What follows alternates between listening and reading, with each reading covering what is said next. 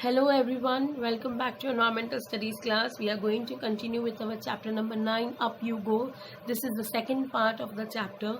So now moving on, in the last part we saw that on the 8th of February they crossed the river with so much of difficulty and everything, but finally they crossed the river successfully, and our narrator was so confident and encouraged and happy after crossing that river. Moving on, it is 10th of February now. Now they have to climb the rocks. Rock climbing is another adventurous activity. So as the mountains are made up of rock, now rock climbing is done on those mountains whose height is a bit low and it can be climbed easily with using only ropes and pegs. Now pegs are these big nails which are put into certain holes into the mountain. As you can see here in the picture, that there is two arrows made with the protection. That protection is pegs only. These pegs are put into the mountains. They are put with the help of a hammer, and then ropes are tied onto them tightly so that you can tug onto them and put your weight in order to climb the rock successfully. So it was 15 kilometer to reach Telka village, and it was about 1600 meters of height they had to tie. Now their ruck cases, that means their backpacks, have everything what they needed on further camping site: food packets, water bottle, rope, hook, plastic sheet, whatever they needed, diary, torch, towel, soap, wind cheater, whistle, glucose, jaggery, chana, and some other snacks. So jaggery and chana provide a lot of strength and warmthness. That's why they keep these snacks with them. So the Colonel Ram Singh was standing on a 90-meter high flat rock. As you can see, a leader is up who will be climbing the rock and guiding others to climb more. So leader is at the top and everybody follows him one by one. So they have been told to stand near the rock and observe it carefully, look up, see where are the certain holes and everything you can tag on to keep your hands and feet on. So they have to identify those holes. So our narrator was very excited to do it first. She was not going to back out this time. She was very confident that she can do it. So she notices her instructor how he ties the rope at the waist, then put the sling in. Again, the use of sling is also there. If somebody hangs, he will be protected. He will not fall down. He or she will not fall down. So she observes the instructor very nicely, and when she does that, she starts doing her climbing of the rock. But as soon as she put the first step, her foot slips and she is swinging on the rope. So everybody shouts from the bottom, then you should be keeping your body at the angle of 90 degree and keep the back straight so that you will be able to successfully climb the mountain. So she did the same thing and she climbed the mountain. After rock climbing, they went from one side and they had to come down from another side. So while coming down to another side, they used another technique of the rope in a special way that is known as rappelling. So she did the same after the instructor showed them how to do it, and she did it with whole fearlessness.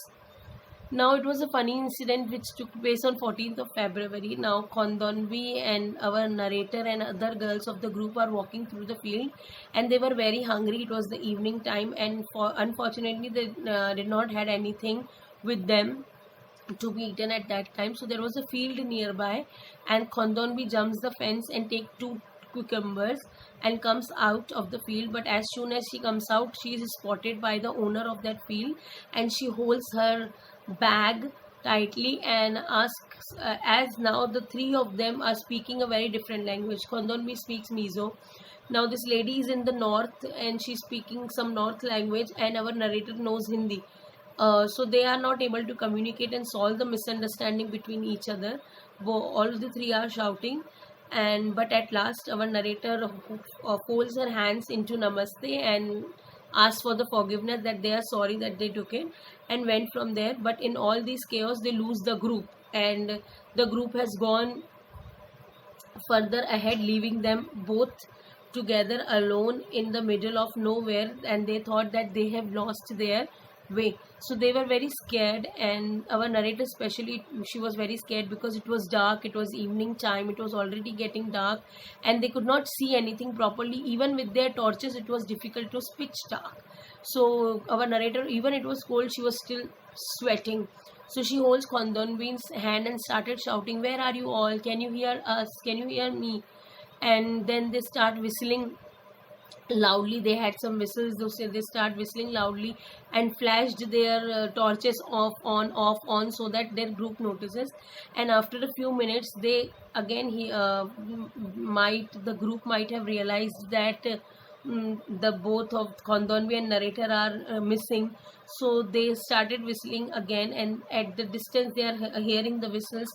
So they were assured that the group had listened to them, that they will come and they will come to them and save them and take them with them. But in order to find the right direction towards themselves, they have to keep doing something. So Khandonbi started singing a song in Mizo song loudly, which gave a sense of direction to the group that where these both are. And in a few minutes they reached there, tagged along with the group, and then they rejoined the group again, and they were safe now.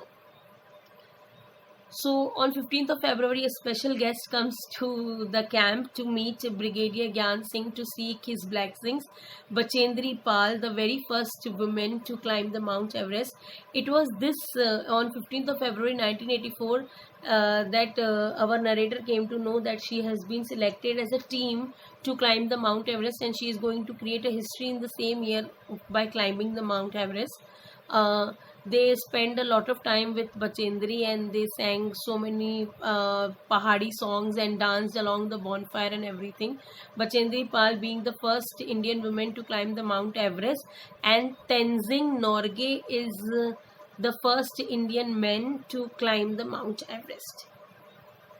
So you have to remember these two names: Tenzing Norgay, the first male to climb the first Indian male to climb the Mount Everest, and then Bachendri Pal, the first Indian woman to climb the Mount Everest. Well, Bachendri Pal has always lived near the mountains also, so she was very much, it was her hobby to climb the mountains. And when she was just 12 years old, she was stuck with her friends on a mountain in a storm for a whole night, and that's when she decided that she is going to climb the highest mountain in the world. When she started for Everest, the weather was not that good or in the favor of the mountaineers, so they were taking rest one morning, and that's when a snowstorm hit, and everybody thought the tent was flown away by the wind and everything. That's when everybody decided that they will climb down the mountain. So instead of going down the mountain, Bachendri Pal went up ahead, and she started climbing, and at 1 p.m. she reached to the peak, and she hosted and put the flag of India on the peak of the Mount Everest in order to represent and honor her country. So it was her determination which guided her and motivated her to climb the highest peak of the world.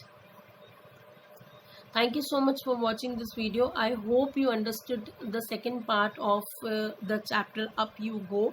Please students, read the chapter from your book of environmental studies. I'll see you with one more video. Till then, take care, be safe.